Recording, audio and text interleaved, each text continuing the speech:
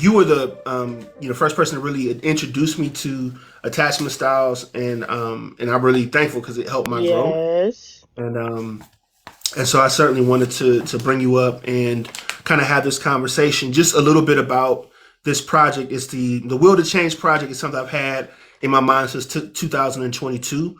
What I wanted to do was really provide a pathway for men primarily, but also women that wanted to do the work, that had the will to change, so to speak, to dismantle patriarchy in themselves and really break out and discover their full humanity, but maybe didn't have the resources, didn't have the information or the encouragement. And so I really wanted to use my channel for that. You know what I mean?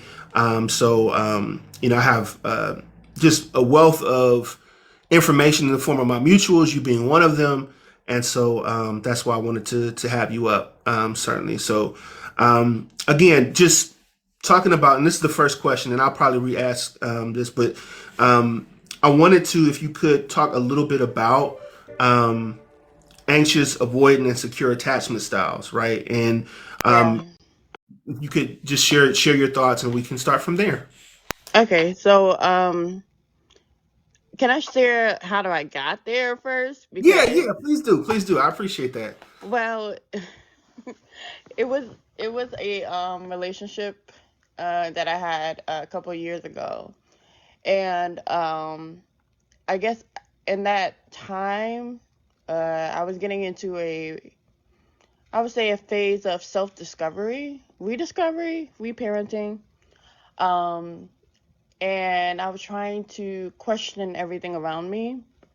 At that time, trying to figure out like, oh, well, why does he does this? Why does he do that? Why do I respond this way? Or why do we get into these type of dynamics? And why is it so? Why do I? One of the highlights of me questioning myself and that type of relationship was me asking myself, why do I feel so small? Mm, And I remember paying attention to my body responses, um, and how I felt for the first time in like, I don't know how long. And I was like, why do I feel so small? And that was the question that I could not get. And then that got me into a rabbit hole of understanding power dynamics in relationships. And eventually that put me into understanding what attachment styles was. So pretty much when it comes to ancient avoidance, that's when I realized I took a little test online just to be curious, just to like realize something about myself in that relationship. And I end up having anxious avoidant attachment styles. Um, and it's pretty much what Eddie has said previously is about being the type of person that's like, I want you, come here. And then I don't want you. I'm not sure if you're going to be capable to love me this way. You know what I mean? And it was in and out, in and out. And I noticed that it was connecting to me questioning myself and saying, like, why do I feel so small in this relationship? And then ultimately, the deeper I got into discovering about that question that I had for myself, that's when I had understand what patriarchy was, if that makes sense. oh wow, I never knew that getting into attachment styles is what led you to originally start dismantling patriarchy. That's amazing. Yeah, that's how I actually found out about patriarchy. It started with attachment styles first because I had no idea what that was, what a patriarchal relationship was. It started with attachment styles because I was trying to actually figure out if this was normal. And then, the most important part too is that I am a daughter of an absent father. You know what I mean? Yeah. So for me to question everything was like very important for me to discover, how do men operate in relationships and how it all connects. So No, absolutely. That when I took the quiz and got the book and found out that my attachment style was anxious avoidant, right? It something clicked, right? And I realized that like so a lot of the feedback that I was getting from my wife was centered around that. It was, you know what I mean? I would, like you said, I would be like, come here, come here, come here. And then, oh, get away. You know what I mean? Because I wanted someone close to me, but not too close. I wanted distance, but not too much distance. And that was because of my own fear-based responses, right? And my inability Right. to be able to trust people. But it manifested in manipulative behavior because I'm trying to keep somebody right where I want them, not let them get too close, but not let them get away either. And Right. because I wasn't, you know, I would shut down as a person sometimes. But I was an effective communicator in other areas of my life. You know what I mean?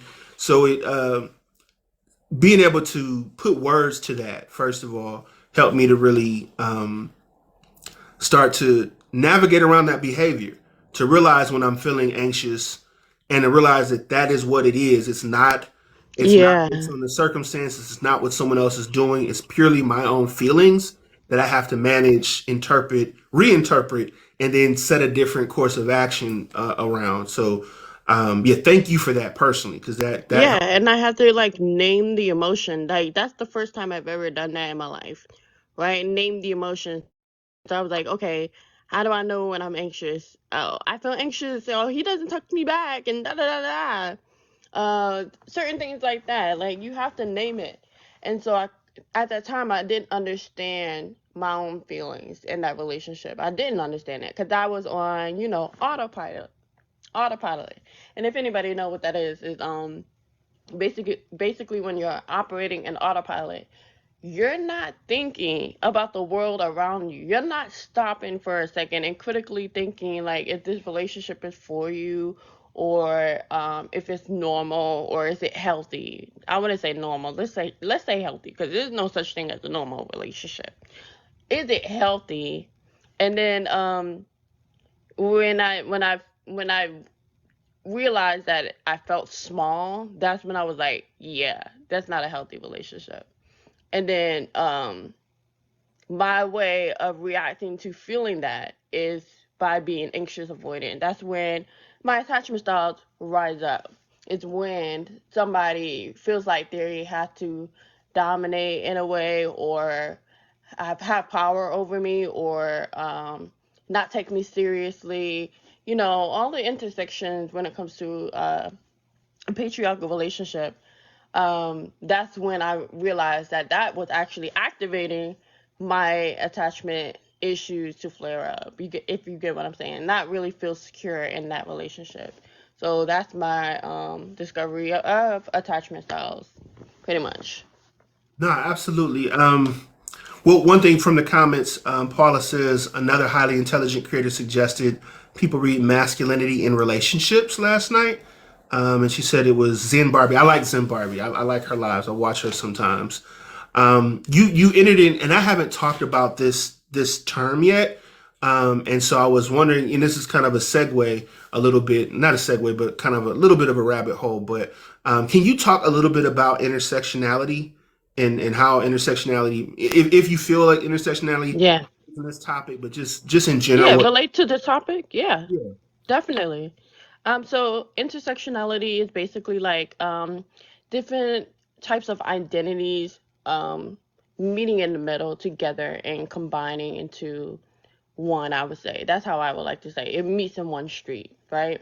For example, in terms of the type of relationship I was talking about, was basically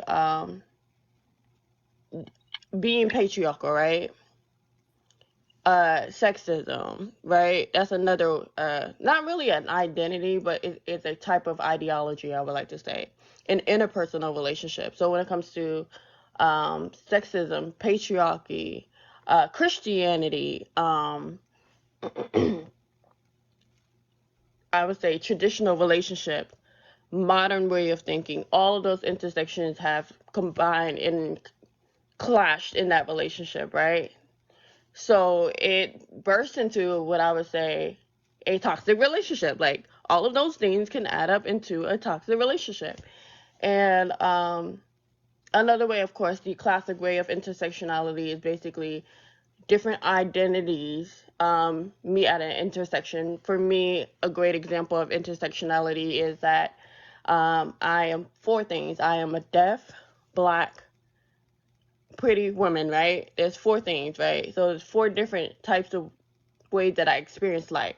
I experience life as not only a black woman, but a woman, but a deaf woman, and a deaf woman who has pretty privilege, right? So those are things that I actually experience intersectionality. And of course, you, Fatal, you're a black man who not only are you black, but you're a man, right?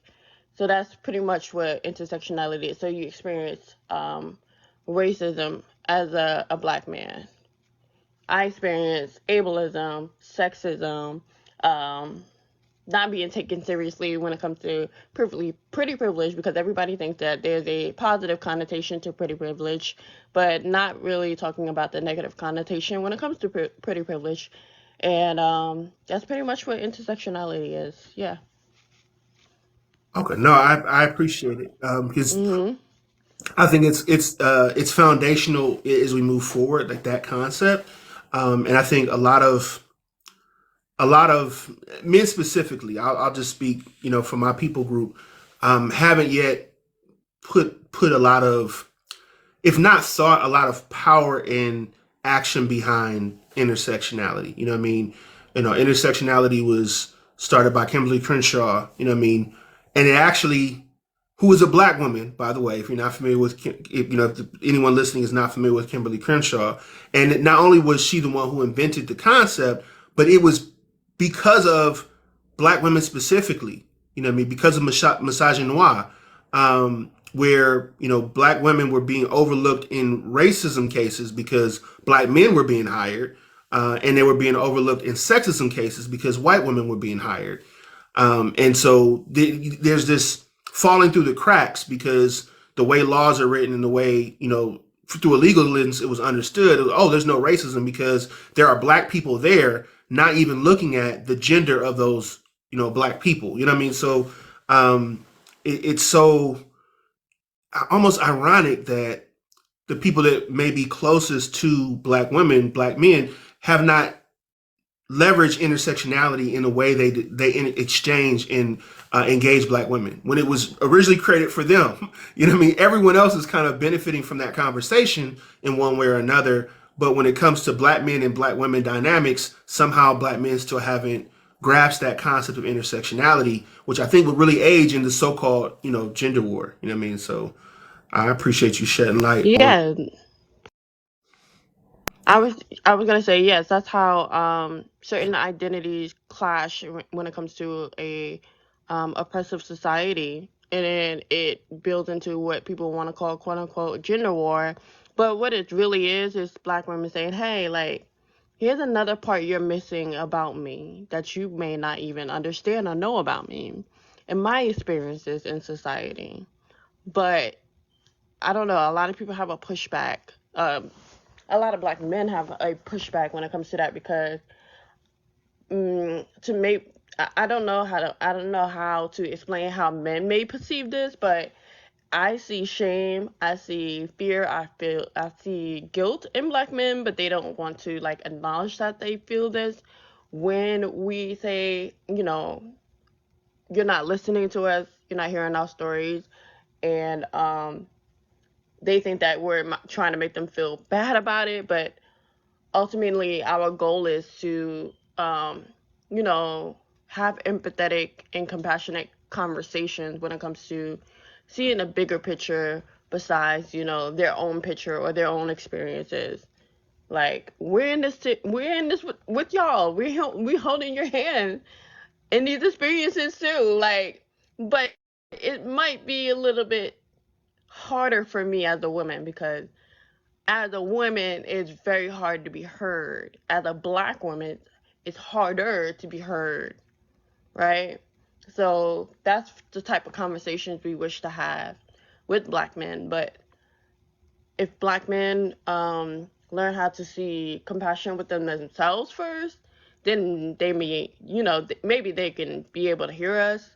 But it takes time. It takes certain people to be able to make it click for them, you know?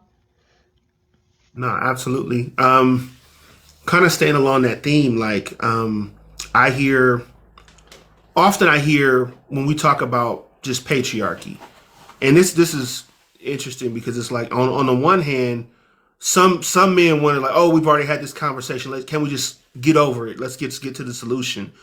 And then on the other hand, there's another segment of men that are still like, what is patriarchy, or patriarchy doesn't exist, right? And so it's but That's no, my pet peeve. That's gaslighting, 100%. But go ahead, I'm sorry. no, absolutely. So for those in the back, like what is patriarchy in your own words?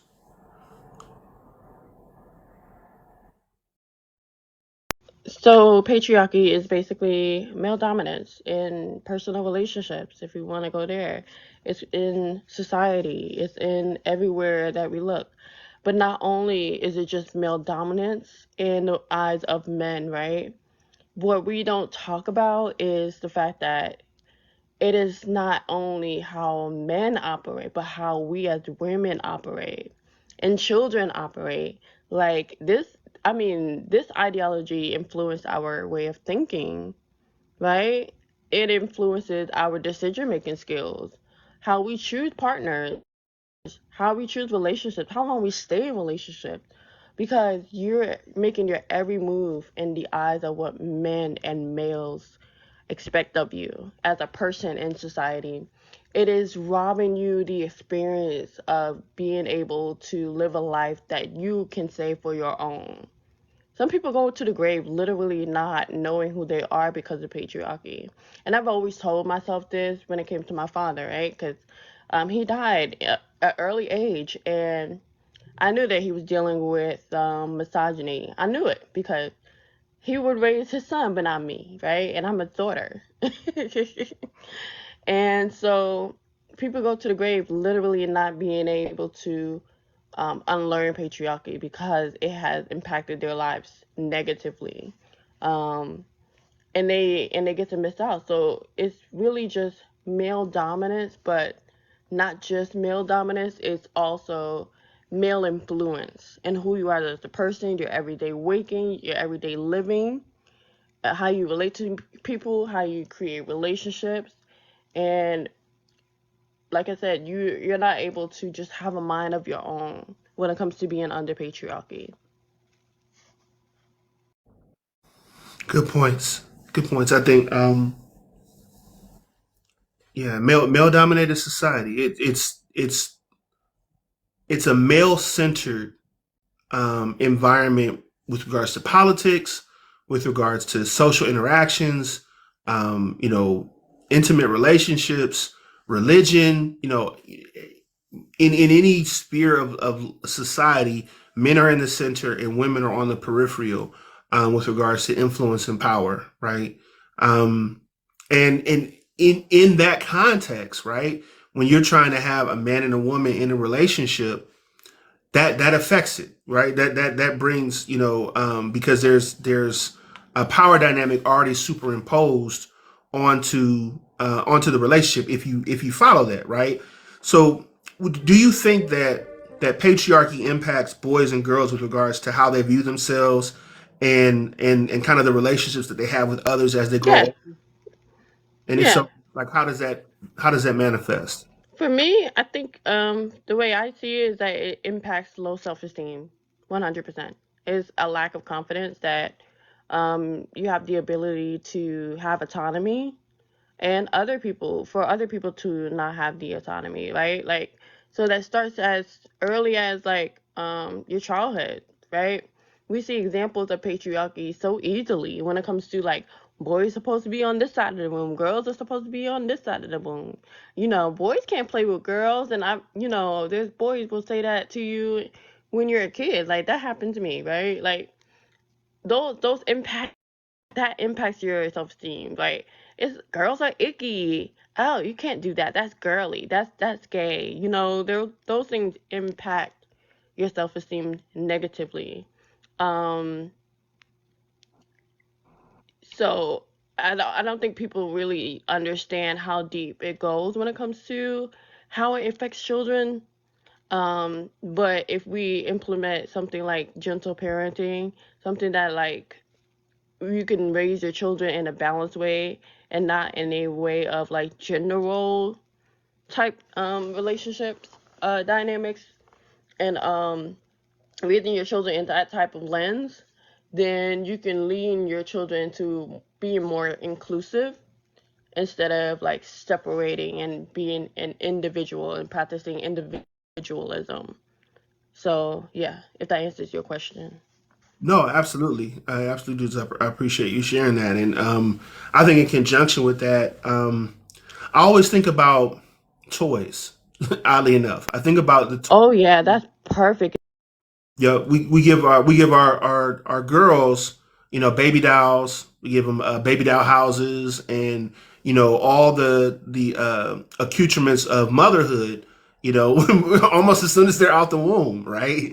You know, you're a baby now. Here, Right. here's a baby. You know, now this is how you hold it, and here's a bottle, and young girls grow up with that, being socialized that this is what a woman does. A woman takes care of children, right?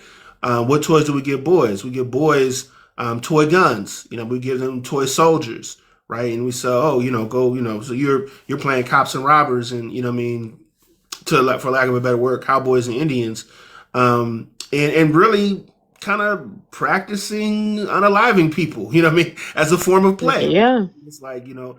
And so they grow up to be soldiers and police officers, you know what I mean, and firemen, and really tools of violence, you know what I mean, for the state, to be honest with you.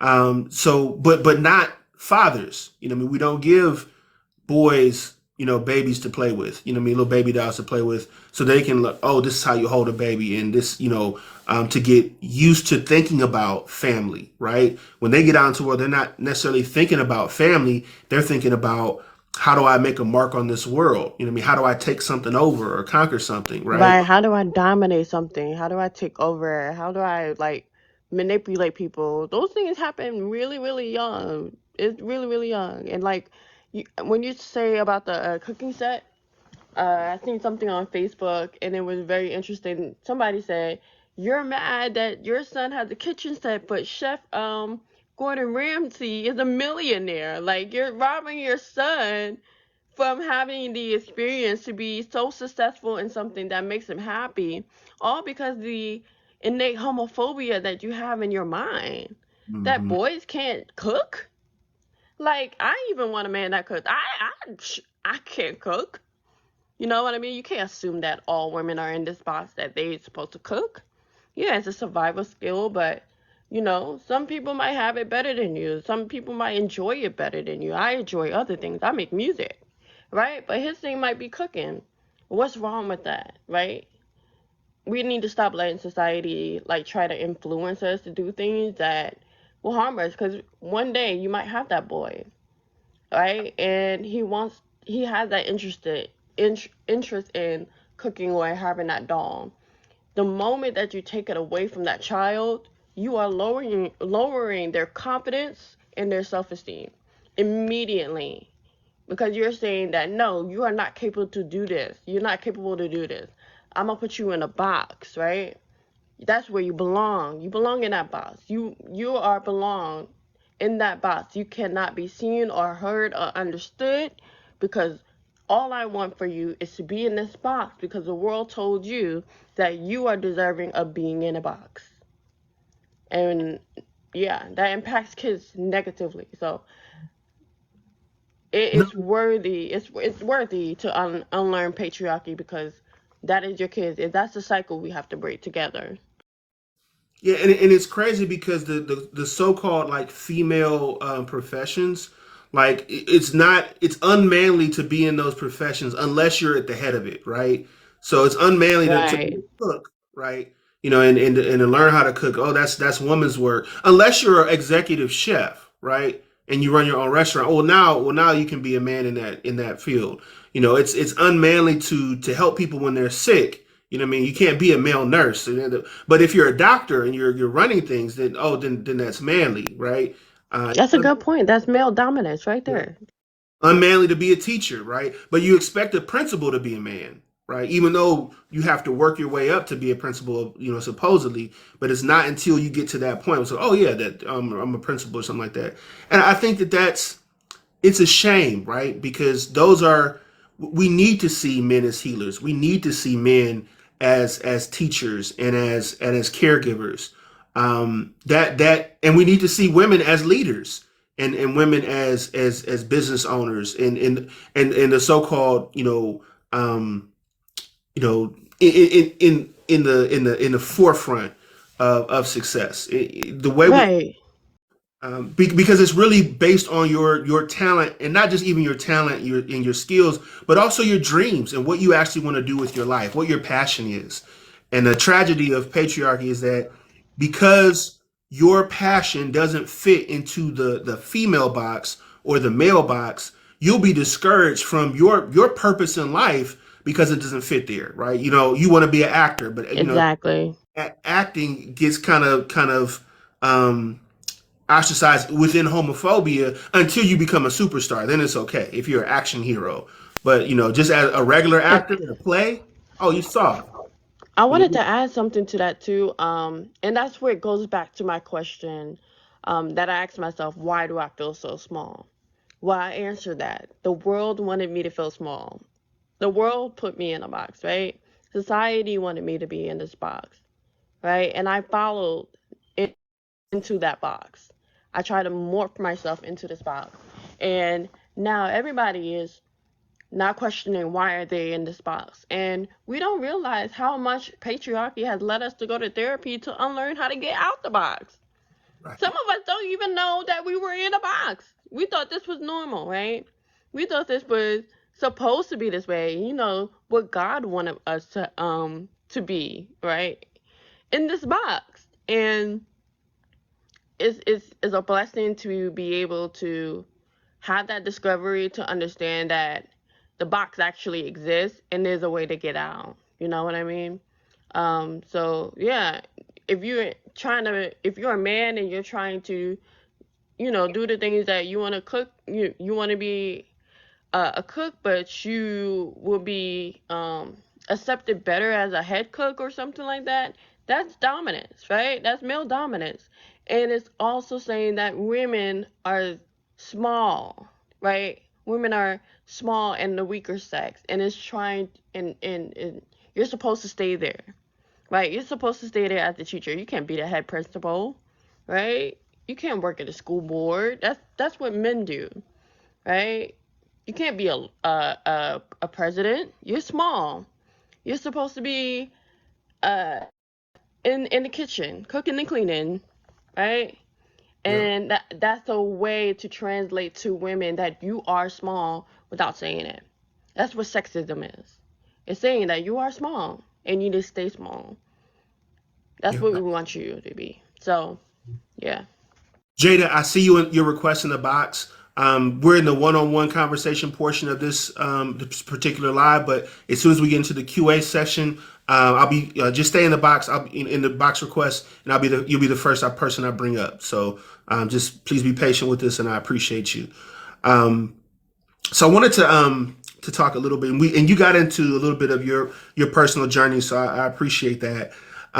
But can you go into a little bit, as far as like more of your evolutionary process, like how you evolved from childhood, navigating patriarchy to where you are now? Yeah, from childhood, I've seen subtle forms of patriarchy. Like I said, it ties back to my dad.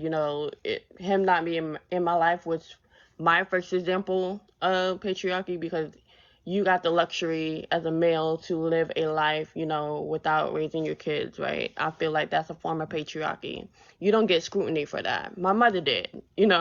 She got the hit for that. She had to sacrifice for that. She had to suffer for that. Um, Relationships, personal relationships as well, the same thing. It was a cycle that kept continuing with the anxious and avoidant dynamic. I kept asking myself why I keep attracting, guys that were avoidant, right? All the time. And I understood that that was tied into patriarchy as well, because I feel like personally, and just my own personal theory is that most men are avoidant. They had to be. Mm. Patriarchy teaches you to be so stoic that you had to be avoidant. You had to disconnect from your emotions. So I kept asking myself, why is there so many guys out here that's just avoidant, right? Like my friends, right? They me in the same type of guy in different clothing and different different faces. Same action, same question. Why is this happening? And if you want to go deeper, I've personally experienced being separated from the boys and girls class. So that was one example in back in the 90s. That was an example of patriarchy. Like boys are not allowed to connect to girls, have that personal relationship in school, things like that. Yeah, there's a lot more examples. I'm trying to think off the top of my head, like what had happened in my childhood. But mostly it had hit me in my teen years. Most definitely in my teen years. I can't recall too much about my childhood, but definitely my teen years. No, absolutely. I like how you brought out how like a lot of men are pushed towards kind of an avoidant attachment style because they're suppressing their emotions, and I think um, too a lot of women are maybe not pushed into it, but wind up developing anxious attachment styles because of the inherent inconsistency, of possibly the men in their lives, or the hypervigilance that they have because of things like rape culture and the just inherent objectification and danger of being a woman in a male dominated society. So it's like you're always looking for, as I said, before the other shoe to drop. When is this particular facade going to disappear? Because men are almost socialized to be um, the predator, if so to speak, in a relationship where women are thought of as prey. It just in kind of the pursuit. You know what I mean? Not saying that all men are predators or something, Yeah, I get what you're but saying. you're the one that's on the hunt. You know what I mean? That whole mythology. Uh, Yeah, basically that idea of men should chase women. That's what it really is yeah, boiling down to. Yeah. I yeah, like how you touched in on grape culture, because I feel like that was a big element into why I've also have developed ancient avoidant tendencies, because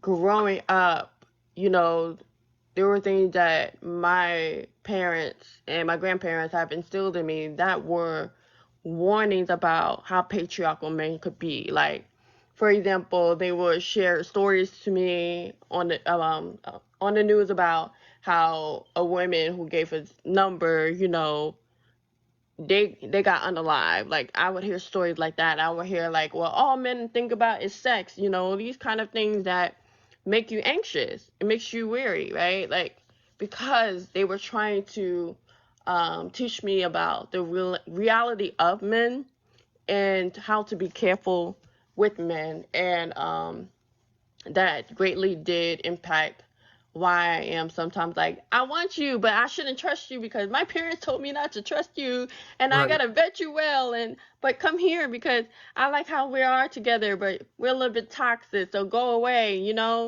So and that plays a part, and I'm like, I don't know if I should trust you because I'm gonna do a background check. Let me go do that real quick. You know what I mean? Like let me go check. Let me go look you up, right? Let me see your history. Like I don't know about this. Like those things impact how you operate as a woman in relationships. I think a lot of women have dealt with this, been anxious before, and they had to be anxious so they can protect themselves. Like I'm anxious avoidant because I have to protect myself, not Right. because oh your attachment style is telling you that you're broken. No, I want people to look at attachment styles as this is how you protected yourself before, but you can unlearn it. You know what I mean? that's my way of protecting myself in a patriarchal society. I had to. It got me this far. I'm 29 years old. So, yeah.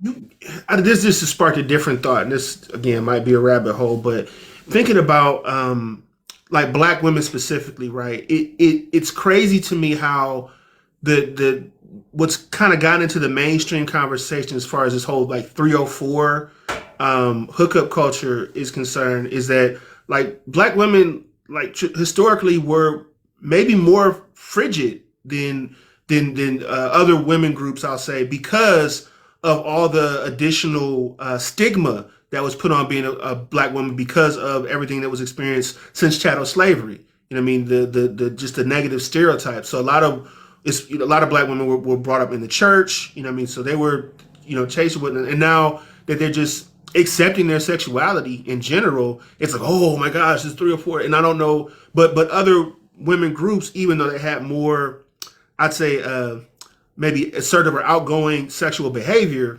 putting that in a different term, don't get that stigma, and it's crazy to me how how a few good rappers just cause like all this hoopla, and it's like, well, this is just us, women celebrating their own bodies, owning their own sexuality. I don't know if you have any thoughts Yeah, I don't on. know.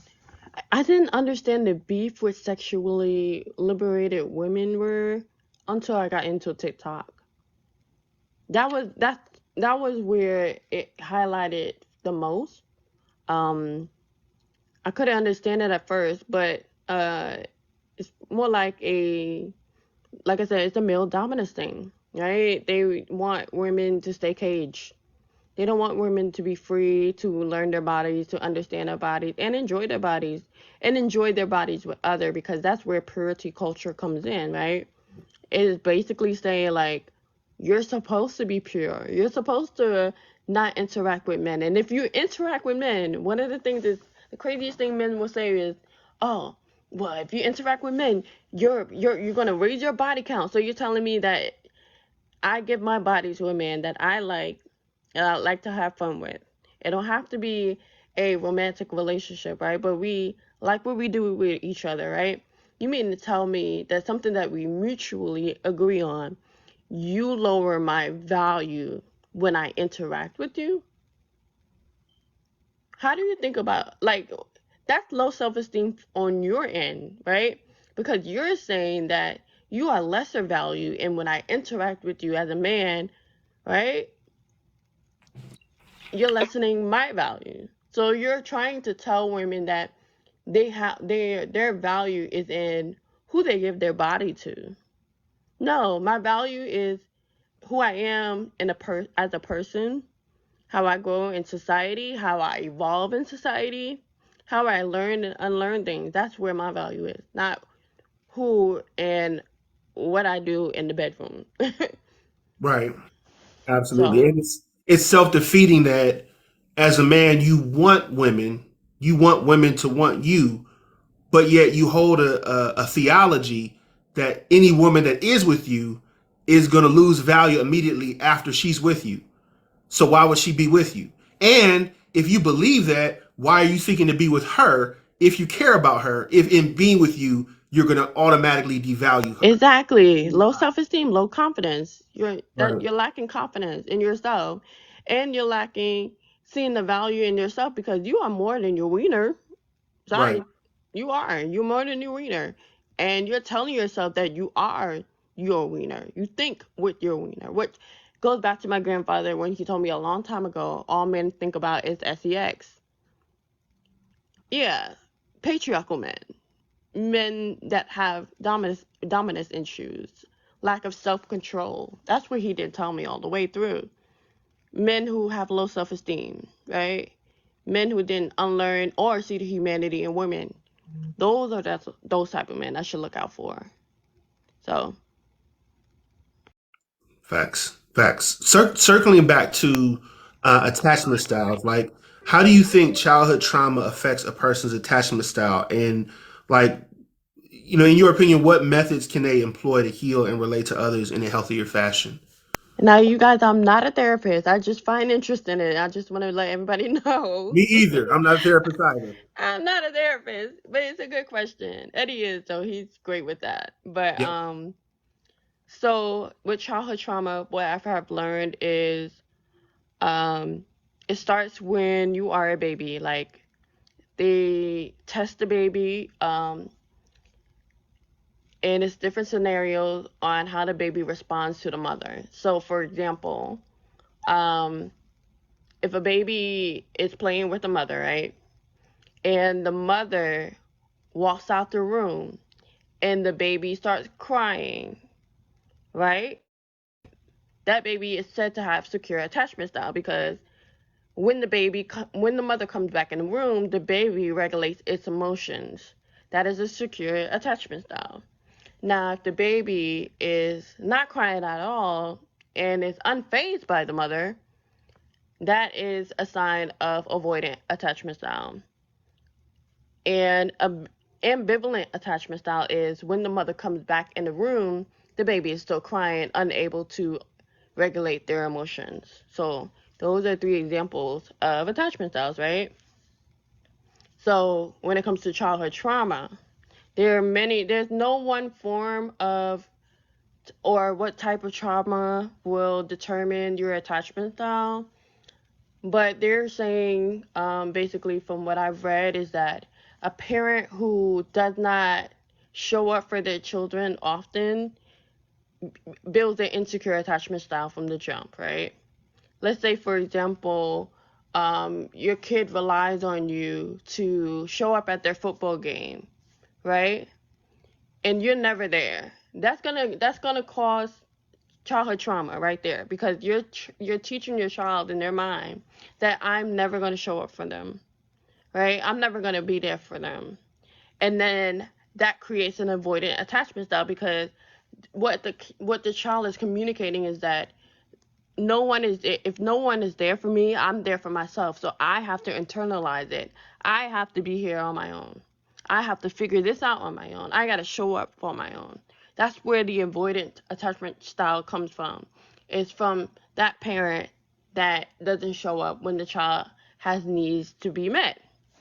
Um, when a child gets every need met and gets an explanation of why their needs are met and have problem solving ways to meet other needs in exchange for that need not to be met, along with the parent supporting them, that is a secure attachment style because it has problem solving behaviors when it comes to making mistakes.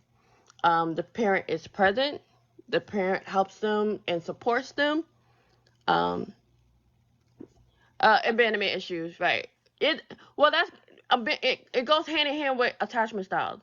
Abandonment issues definitely go hand in hand. So if you have abandonment issues, you're gonna have an anxious attachment, right? Because that's where your brain is gonna go. Well, this person's gonna be there, but they're not gonna be there. They're here sometimes. So that's what makes that anxious avoidant attachment style. And so those are like examples of how it causes childhood trauma, right? Parents and people think that trauma is something like that is always physical and obvious, but it's not always that. It's not always the case. Trauma can be little as your parent not showing up for you at a soccer ball game, right? That can be trauma is very, very, very various for different people, and it's not always what we think it is. Like a lot of it is subtle. And if you read adult childhood of emotionally immature parents, it will tell you that literally. Trauma could be as little as showing more attention to your other sibling, right?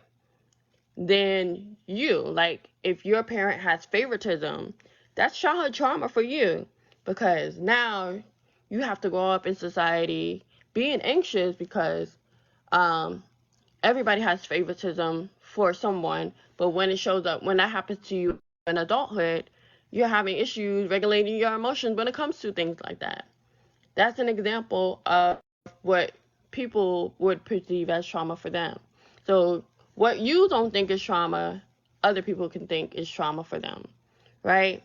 So there's different examples of how that can show up in childhood when it comes to attachment styles. And the main part is that it does develop in a parent-childhood relationship, right? And the one of the most important things is they recommend parents to stay very consistent with their children up until 2 years old to develop that secure attachment style.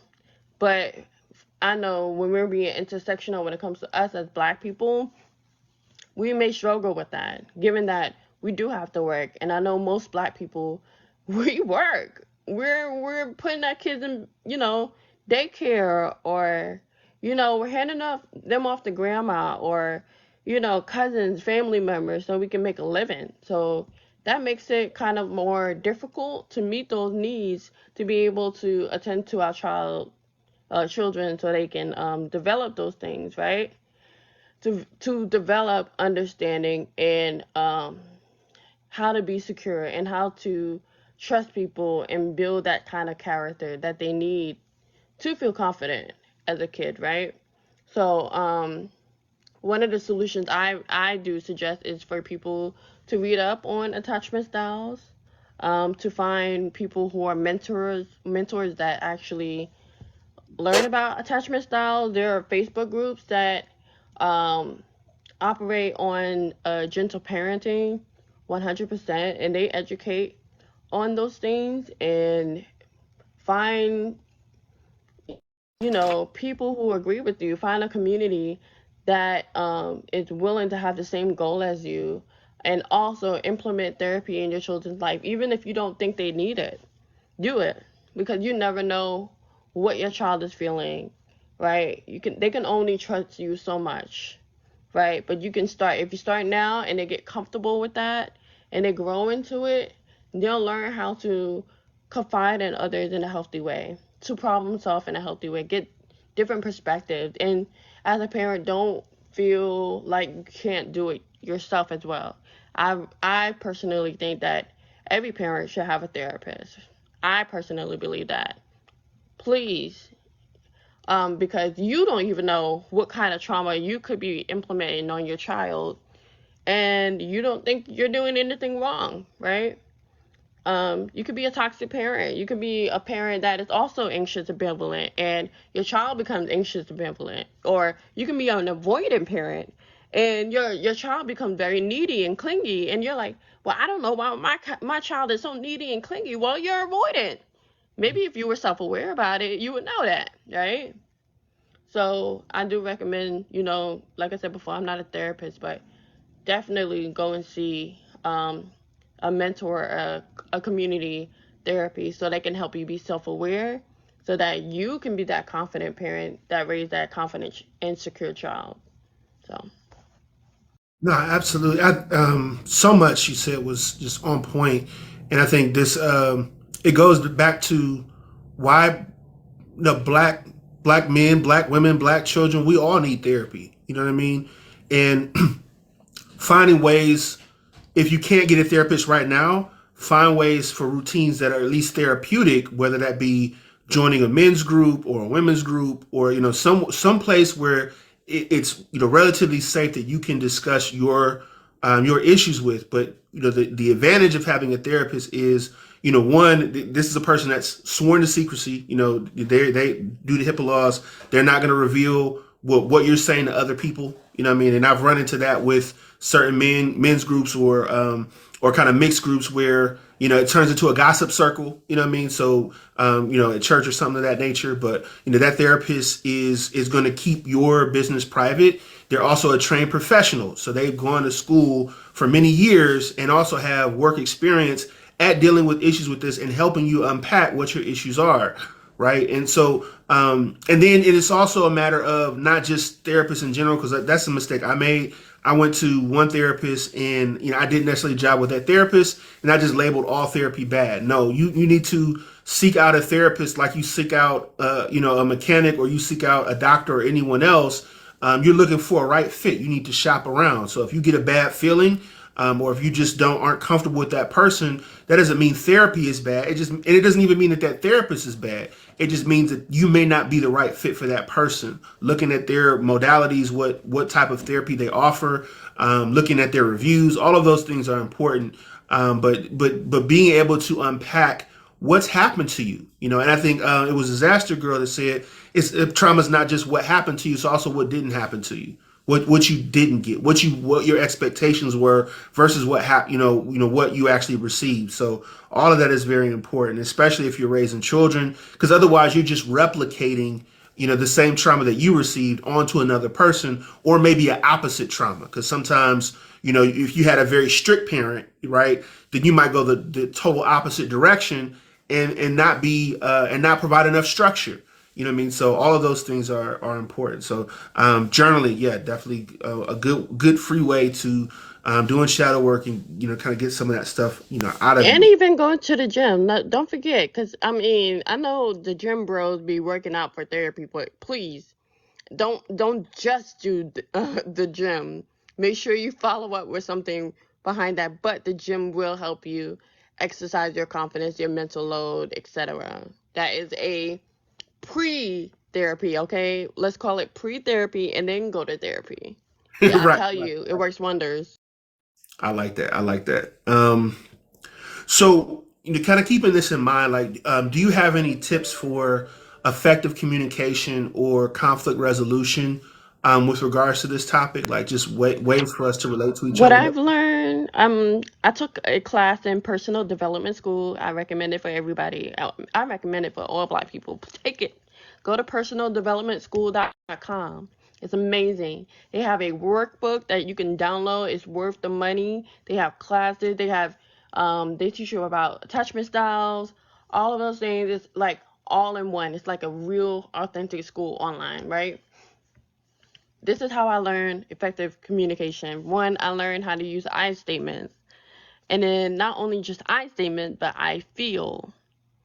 I feel like, for example, I feel like this session, right, is a good session because I'm able to vocalize my opinions and my thoughts about society, right? And you can follow it by something, that you wish can happen next. I wish we can do this again. I hope we can do this again because it's enjoyable, right? But when it comes to personal relationships, like let's say, for example, you actually have a conflict thing, right? You want to use the same thing. I feel like you're not showing up for me, right? And it makes me feel anxious that you're not showing up for me because in my past, I've had people not show up for me. And what I really want is somebody to be with that shows up for me. Can we work on that together? And that's how you vocalize your needs when it comes to conflicts, but not in a way where you're being volatile, where you're like accusing somebody, where you're being violent, saying, you motherfucker, da da da da. You don't want to do that. Because that's where we get to the toxic love and hip hop relationship we don't want. No. um, but so it's better to just vocalize it in a way where they can hear you clearly and understand you clearly and your needs are met. And also give them example, right?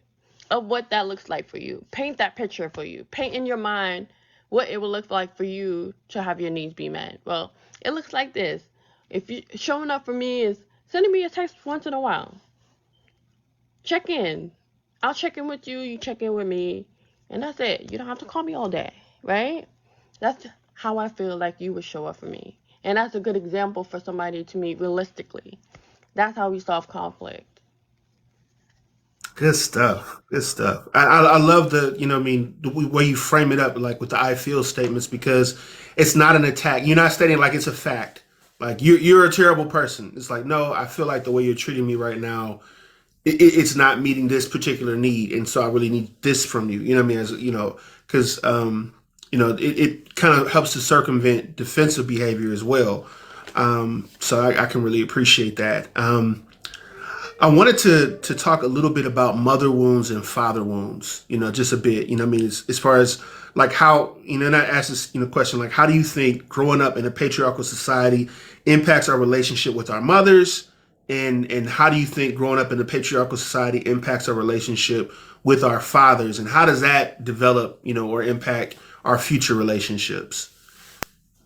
I can really speak more so. Like I did give an example about fathers. For me, it's like, especially if you're a daughter of an absent father, it does create a level of distrust, definitely. But if you have a mother who is also like in the patriarchal mindset, because some people think that patriarchy is just for men. No, have a patriarchal mindset. It doesn't matter if they are in a relationship with another man, or single, or divorced, widowed. It doesn't matter. Like there are some women out here, some mothers that are definitely patriarchal influence, right? So for mother wounds, that I can speak on, is having to always please the mother. Um, you always have to like uphold the expectations of what she thinks you are supposed to be as a woman, especially how you're supposed to be as a mother in the future, a wife in the future, and she instills those dynamics in you, right? She'll tell you, "Oh, well, you're supposed to be domesticated. I will train you on how to be domesticated. I will train you on how to cook and clean, and that's what you're supposed to do. That's your purpose in life, and that's what God wanted you to do, and all of that." And those mothers do impact their daughters like that, and it creates a level of distrust between mothers and daughters, because they also want to put you in that box. They also want to not understand how that impacts your self-esteem, right? When you have other dreams and goals, right? And it creates a power dynamic in relationships. Like I get the mother and child relationship is, of course, is gonna have some type of like power dynamic in that. But when it gets to a level of unhealthy power dynamics in adulthood, where you're saying, well, this is who I am and this is my purpose, this is what I like to do, this is for me, it still transpires. There's a level of shame, there's a level of guilt, there's a level of um, not feeling like you're worthy and trying to please her or others, right? That creates that mother wound, because you wanted for so long a mother who was not patriarchal, right? You have to grieve that. You have to grieve that mother that wasn't there for you, that accepted you for who you were, just as you are, right? You had to understand and accept that that's the mother that will put you in a box and will always want you to be in that box, right? And tell you that was your purpose, right?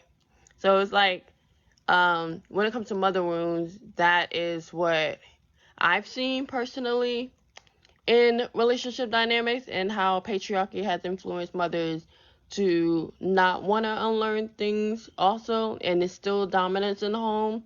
Like because there is no father in the home, they feel like they have to take on this role to be that patriarchal dominant structure, to quote unquote, yeah, it is weird, to quote unquote,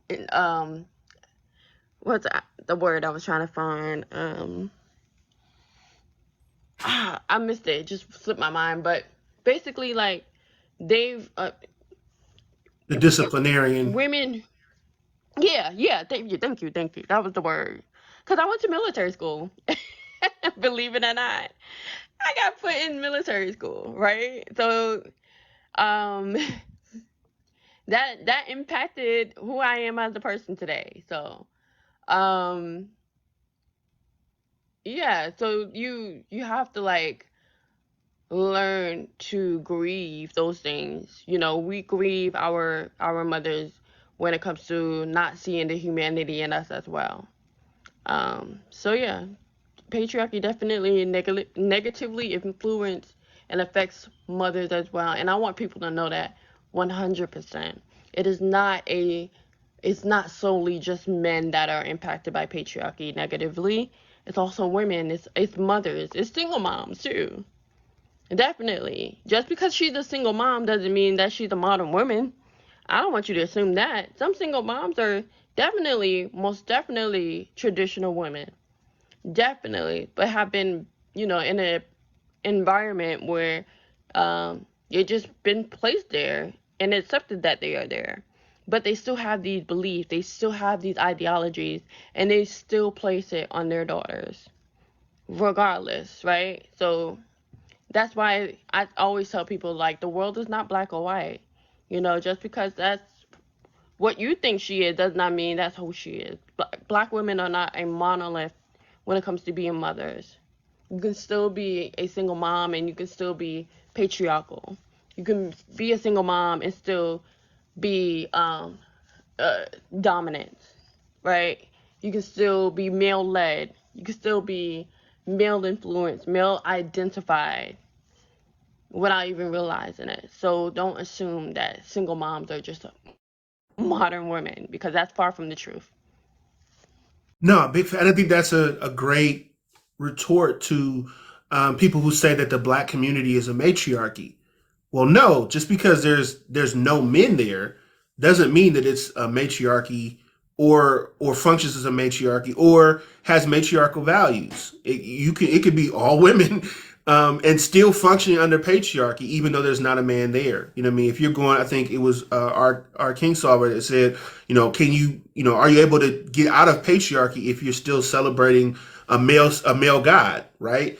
So if you're going to, a place of worship where there's a male god, and you're going to work and you're working for men in a vertical male power hierarchical structure, you know what I mean, and you're dealing with, a government that's still male led with male developed laws that don't necessarily center women. Like, where is the matriarchy in that, right? It's just that there's not a man in the home because really what might be because of racism or because of the systems that are in place that pull men out of the home, like the school to prison pipeline, or the prison industrial complex, or the drug under economy. All of those different things that play a part, but that does not mean that that there are matriarchal values being passed down or any of that. Oh, Else, I wanted to add real quick, yeah, or it's by choice. Sometimes men leave because they want to, and right, we need to acknowledge that. Men leave because they wanted to. Some men just make a choice, and it wasn't right. because of all of these things that have impacted black men. I know black men that have literally, deliberately were fine living a perfectly normal life and still left regardless. So, yeah. Now that's facts because they want to live the bachelor life. You know what I mean? They want to be Johnny Appleseed, whatever the case might be. So you're absolutely right, and thank you for that correction. It doesn't have to be any of that. It could just be a lack of will to show up for your kids. So last question, and then I want to open it up for those that want to join and ask questions in the comments. We've already got one person in the box, so thank you for your patience. How do we, in your opinion, how do we learn and adopt patriarchal ideals in early childhood, and what are some ways we can reprogram ourselves now that we're adults? Early childhood. Okay. Um, Or just the deprogramming part. Like, what are some ways that we can deprogram ourselves to get out of, patriarchal thinking? One of the ways is, first, for me, the way that I do is, first of all, I always tell myself I'm always evolving. Like, remember that. Don't feel bad because you may slip up, because you will say something that you were told, that is not okay, right? Um, or do things that you were told that is not normal, right? You will slip up sometimes. So you have to be able to forgive yourself. Number one, right? Always have self forgiveness. Say, you know what, I forgive myself. You know what, I did this. It's for me to learn. But to answer the question, um,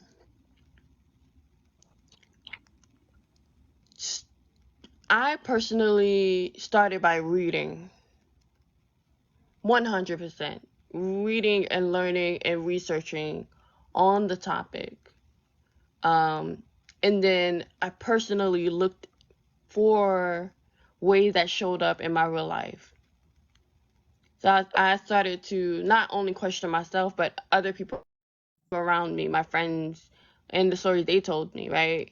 So I can be alert, be self-aware about it, and be able to label it, name it, and call it for what it is, right? Yeah. So, like, for example, if my friend is in this type of dynamic where she's being in a controlling relationship, I could say, you know what, that's 100% male dominance, that's patriarchy, that's not healthy, right? And we can call it for what it is. And we can say, we can move away from that, right? We can look at the traits of what a patriarchal relationship look like. We can say that a patriarchal relationship is dominant, right? It is making you feel small. We can name the things that are going on in our bodies and how it makes us feel. We can highlight our emotions. Is this right for us, right? Pay attention to those things. Yeah, and pretty much just unpacking after learning exactly what it is. But mainly it's just researching what it is in the first place, and the rest will come. But to unpack it, you have to learn it. I put 100% emphasis on education first. Can't do anything without that. I agree. Once you have a language and a framework that can describe and help you identify certain things, Yeah. um, then you can start to change behaviors and change thought patterns. But until you can identify what it is, you're kind of just fumbling around in the darkness a little bit. So no, I And agree with it's part of being self-aware, 100%, because if you don't have the words for it, like, I didn't know what sexism was, but I knew what it was. I just didn't know what the name of it was. Like, I don't know what patriarchy was, but I knew what it was because what my body was feeling inside and paying attention to that. So the same thing goes with that, is educating yourself first. That's how you unpack things. And then you move towards, what do you want to do next with this education? Highlight it, call it out for what it is. Vet people differently. Write things down in your journal and be like, okay, well, this is what this looked like for me, and I don't think this is serving me anymore, right? Because that's not the type of people I want around me, and I get to call them out on those things. I get to say, you know what, maybe you should seek therapy for that. What makes you think that? And then do it for yourself. That's how you unpack it, because with therapy, for me, it helped me unpack it a lot when it comes to patriarchy. And understanding that I am my own person. I don't need to be in relationships or in situations where it's oppressive for me or it makes me feel small. No, I want to be where things are growing for me, right? As a woman, and how we are evolving as women. And the same thing should go with that partner. They should want to feel like they are evolving as well. Whoever wins is the one that writes the history. How did they do it will forever be a mystery. Winning is the mindset you keep when you won't accept defeat. And I repeat, I'm the creator of my sheet. I got some images in my head I don't bother to touch. Anxious cause you don't know who is who and what is what. Setting fires to bridges, yeah, I'm keeping all doors shut. Find solace in being separate cause it's therapeutic. So when you're claiming that you're victim, make sure you're the plaintiff. You gon' hear me when I tell you I ain't nothing to play with. I sing it to you in a soft tone, but I got grit. Heard some niggas been talking and listen to what they said, and I'm just mad that she ain't give it to me. And that girl Yon was great when I liked her, but now she ain't with a thing. He said they ain't a fan of marriage, but he passing out rings. Fraudulent, making money, selling off bad dreams. I'm locked up in my head thinking I'm toxic. If you talking down bad, then you may as well just gon' switch up your topic. I ain't got no love for you, gon' stop it. You a thespian and putting up in that, gon' drop it.